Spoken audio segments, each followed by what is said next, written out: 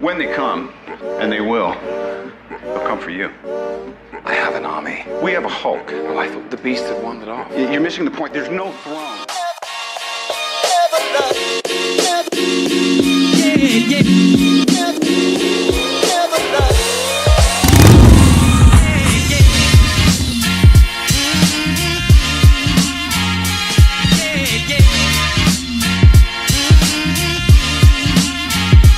Once again.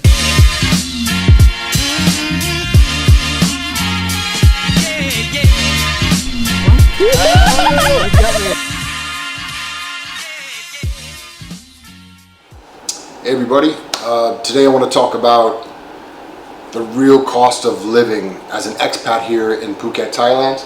There's a lot of misinformation or confusing information online, heaps of videos, how much to live in Thailand, how cheap it is, how to live on a budget of $500 a month. I think the average video I've seen is people are talking about between $1,000 to $1,500 a month, and you're living the dream, right? I'm going to kind of debunk that with my experience. I've been living here full time now for 12 years, and I could say the longer you're here, more things change. So when I first moved out here, I was on that backpacker's budget, $1,000 a month. Many months, much less than that. I'm not going to get into what I was doing at the time, long story. And I was fine, at first, and I had, amazing, incredible experiences. Obviously, I wasn't like, oh, poor me. I was eating, but the longer you stay out here, more things you'll miss and more things you'll need. Also, being an expat in Phuket, where, it's such a tourist destination, most people that you're meeting, are here for short periods of time, 3 weeks, 3 months, 6 months, whatever. So it's very transient, and so these people tend to have bigger budgets because they're here for a short period of time on holiday. They're splurging, right? So it's kind of hard to keep up with the Joneses. It's kind of hard to keep up with your peers, especially when you're younger, because they're going to want to spend the weekend. They're going to want to go here and there and eat really good food and the beach, and then the clubs and things like that. And I found it difficult after a while. I always kind of felt left out of certain things because I couldn't afford to go with them or do what they were doing. And when I did, I would regret it for like 2 weeks because I was like, oh no, I don't have any money, right? And there's ways around it. There's ways to cut costs and things like that, and I can get into that later. But all these things being said, you're gonna get kind of fed up being on a tight budget all the time, and people that say $1,000 or $1,500 a month is enough to live in Thailand, they're right. It's enough to live in Thailand. You can live, but enough to be happy and successful at what you're doing, and it'd be very difficult. Some people do, depends on the person. I know people that have been out here for 10 years living on a tight budget like that. But most of those people are Nakmois and Muay Thai fighters that they have a goal. They're training twice a day. They eat, sleep, train. And it's not much socializing and partying and traveling around. And you're going to find it very difficult after a year of tight budgeting like this. In my experience, I did it for a couple years, and I can't stress enough how much stress I was under at certain points, especially when I had like bigger expenses come in, like health insurances every year, and I had to redo my visa and my work permit every year, and I'd had to dish out those bigger amounts of money. Oh man, it was stressful. And all I did those first couple of years was try to make more money so I could be a little bit more comfortable. And as you get older, and if you get a girlfriend, you get married and have a family, you have a business, and to have a business as a foreigner here in Thailand, you need to employ Thai staff, so you need to have a proper working office. So you have to pay for office rent, expenses, salaries, things like that. Even a small company, like me, I'm a photographer, small company, right? But you still got to have these things, and all this adds up to money. Another, big expenses that come up is food. Food is probably my biggest bill, every month, is because, I can't eat Thai food every day. I love Thai food, and I used to eat it every day, but it's really unhealthy. Everything's super fried, MSG, salts. Yeah, it's gonna be tough to eat. You're gonna miss your Western food. You're gonna miss your French fries. You're gonna miss your pizza, your pastas, your steaks, your cheeseburgers, and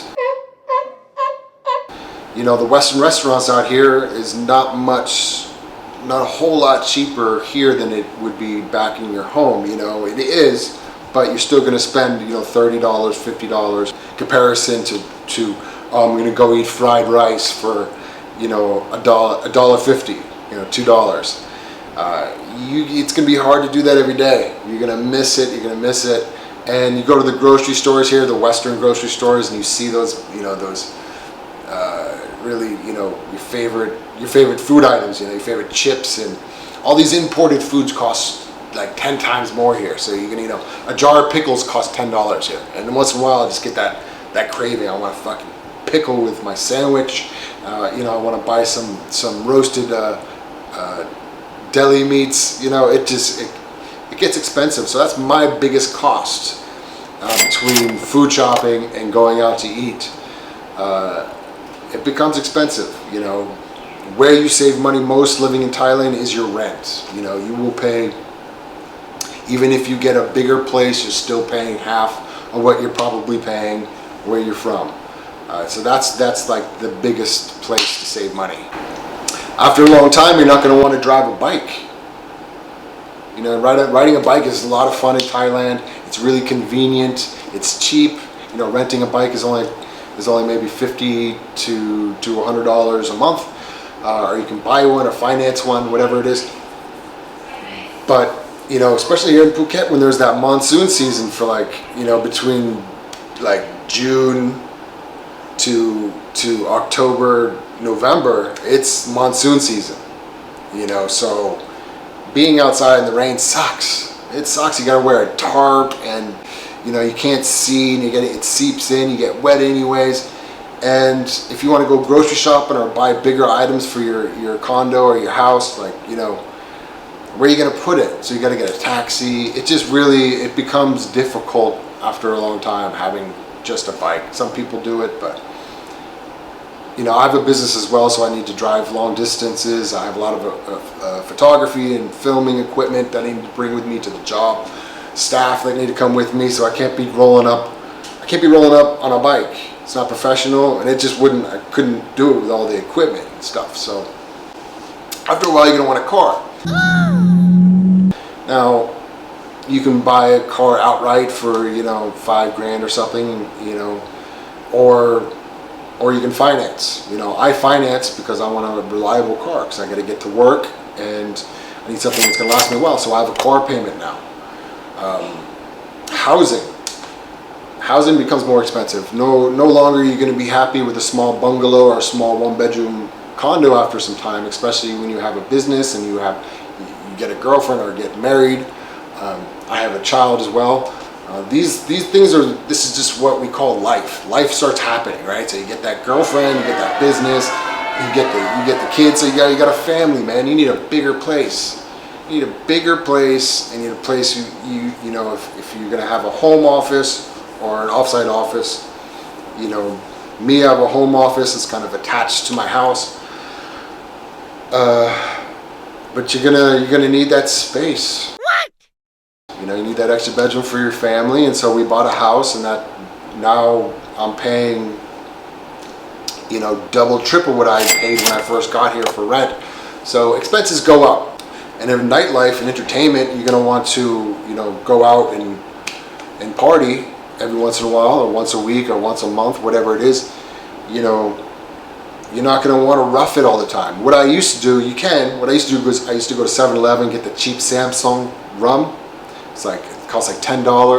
Pour it in some Coke, shake it up, walk back and forth on Bangalore Road, or in Sukhumvit in Bangkok, wherever I am, and drink that up in 15 minutes. So I just get kind of wasted within 15-20 minute time, And then I'd go into the clubs and stuff with my friends. And because I was already, buzzing and living, I would only have to order I'd sip on a couple beers. So it only cost me like an extra, $10 to go to the bars and clubs. It's doable, but that Thai whiskey will give you that fucking hangover. Now, and you want to enjoy yourself too. You don't want to, you don't want to do that for 10 years living here. At first it's cool, you're saving money. But after a while, you're gonna want to go, just go into the club and start ordering drinks. But the drinks at the clubs and stuff, man, $5 to $10, depends where you're going. So I mean, it can add up. Cost going out, when I go out, I spend minimum of $150 on average. That's like sometimes $300. It's not much different than what I would be spending back home. So that's another big expense. Not for me. I don't go out much. You gotta remember, like, health insurance. You don't want to go without health insurance, man. You get something happens and you don't have the money, they'll kick you right out of the hospital. And you'll have to go to the cheap government hospitals to try to save money. And I've heard some nightmare stories, man. There's no AC in there. You're crowded in with a bunch of people. I heard some stories that people had a bug bite and they cut off the person's arm thinking it was gangrene. Turns out it wasn't anything big. I don't know the whole story, but I've heard some really bad stories from the government hospitals. You don't want to go there. You want to get health insurance. You want to get good health insurance. Boom, that's another bill. You pay yearly, but you got to kind of deduct it from your monthly expenses, right? On top of that, you got to think of like miscellaneous things as well. You want to buy yourself some clothes. You want to go on a weekend trip somewhere. You want to travel around. You want to experience Asia and Thailand. So you're gonna need to make enough money where you're saving a little bit for those times, and you're saving a little bit for emergencies. Something happens. Visa costs, work permit cost. I pay Social Security and taxes, Social Security for my staff. All this stuff kind of adds up. So, long story short, my recommendation as a minimum amount of money to be out to live in Phuket, Thailand, comfortably, long term, be a minimum of $2,500. Oh, no. That way, you'd be able to have a decent apartment or house, whatever it is. You'd be able to eat some Western food like once a week, go to a nice, restaurant, get a nice cheeseburger, steak, whatever it is. Go to the grocery store, get some Western foods for you to make at home as well. And kind of have like a normal life and have a little bit of money to play with and a little bit of money, tiny bit of money to put away. I'd really suggest, I'd say $3,000 or $4,000 would be much better. That's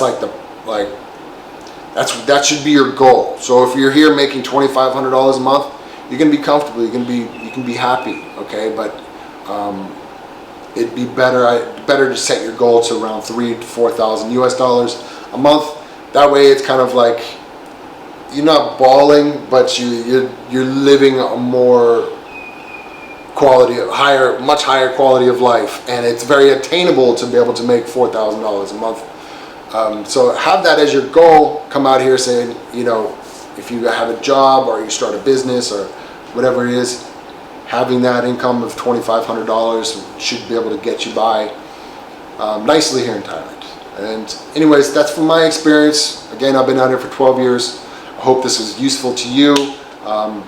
If there's anything I missed or if you have any questions, just comment below.